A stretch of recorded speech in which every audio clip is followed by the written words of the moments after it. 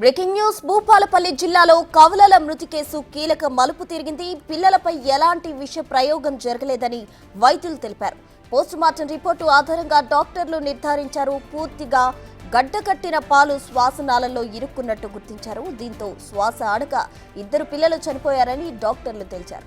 పాలు తాగిన వెంటనే ఉయ్యాలలో వేసి ఊపడంతో శ్వాసనాళాల్లోకి పాలు చేరాయని అనుమానిస్తున్నారు. పాల పౌడర్ శాంపిల్స్ నివేదిక వచ్చాక పిల్లల మృతిపై మరింత క్లారిటీ వచ్చే అవకాశం ఉంది.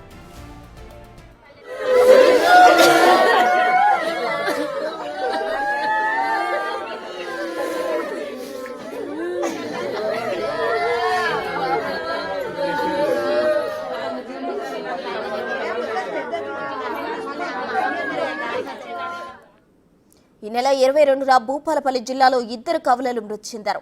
డెక్సోలాక్ పౌడర్ తాగడం వల్లే చనిపోయారని అనుమానాలు వ్యక్తమయ్యాయి. పోలీసులు పాల పౌడర్ శాంపిల్ను ల్యాబ్కు పంపించారు. ల్యాబ్ రిపోర్టులు రావాల్సి ఉంది. ఇంతలోనే వచ్చిన ప్రాథమిక పోస్టుమార్టం నివేదికలో విష ప్రయోగం జరగలేదని తేలింది.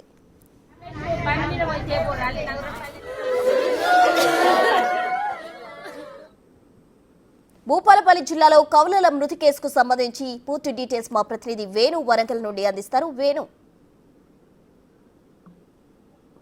ప్రస్తుత ఈ నెల 22న మధ్యాహ్నం ట్విన్స్ 4 నెలల కవలలు భూపాలపల్లి జిల్లాలోని నగరంపల్లి గ్రామం లోపల పాలు తాగిన తర్వాత పడుకోబెట్టిన తల్లి ఆ గంట సేపటి తర్వాత పరిశీలించగా మగ శిశువు ముక్కులో నుంచి పాలు రావడంతో ఆమె కదిలించి చూసింది. అప్పటికే స్పృహ కోల్పోయినట్లు గమనించింది. ఆ తర్వాత పక్కన ఉన్నటువంటి పాప, మొత్తంగా ఇద్దరు ట్విన్స్, ఒక బాబాయి ఒక అమ్మాయి, సో ఇద్దరు కూడా స్పృహ తప్పి పడిపోయారని గమనించి వెంటనే ఆర్ఎంపీని పిలిచారు. ఆర్ఎంపీ కూడా పల్స్ లేదని చెప్పి ఆసుపత్రికి తీసుకెళ్ళాలని చెప్పడంతో కూడా భూపాలపల్లి జిల్లా ఆసుపత్రికి తీసుకెళ్లారు. అక్కడ వెళ్ళిన తర్వాత వైద్యులు వాళ్ళిద్దరు కూడా మరణించినట్లుగా దొరుకుతుంది. సో అయితే డెక్సోలాక్ సంబంధించినటువంటి ఒక పాల డబ్బా పౌడర్లు తాగించిన తర్వాతే వాళ్లకు ఈ విధంగా జరిగిందంటూ కూడా తల్లి చెప్పడంతో అసలు ఆ పాల పౌడర్లో ఏదైనా కంటామినేషన్ జరిగిందనే కోణంలో కూడా పోలీసులు ఆ పాల పౌడర్ సీజ్ చేసి శాంపిల్స్ పంపించారు. అయితే పోస్ట్ మార్టం కూడా చేస్తే దీనికి సంబంధించి ఎవరైనా వీళ్లకు వ్యక్తిగతంగా పగ ఉన్న వాళ్ళకి సంబంధించి ఏదైనా ఇతర కారణాల వల్ల ఎవరైనా దానికి విషప్రయోగం చేశారనేటువంటి అనుమానంతో కూడా పోలీసులు పోస్ట్ మార్టం నిర్వహించారు. సో దీంతో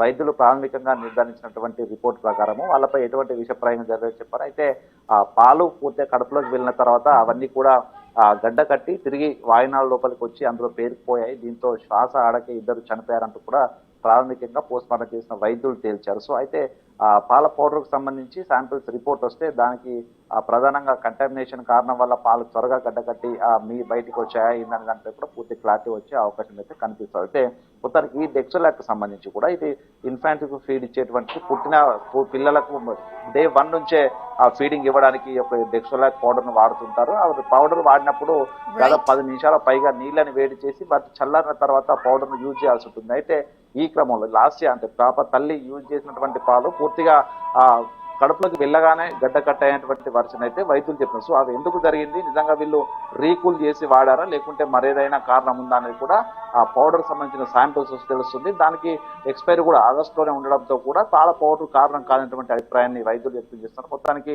మరో 2-3 రోజుల లోపల శాంపిల్స్ రిపోర్ట్ వస్తే దీనికి సంబంధించి పూర్తి అసలు ఎందుకు కారణం అనేది పిల్లల చావుకు అనేది కూడా తెలిసే అవకాశం అయితే ఉంది. ప్రస్తుతం రైట్ వేణు, థ్యాంక్ యూ.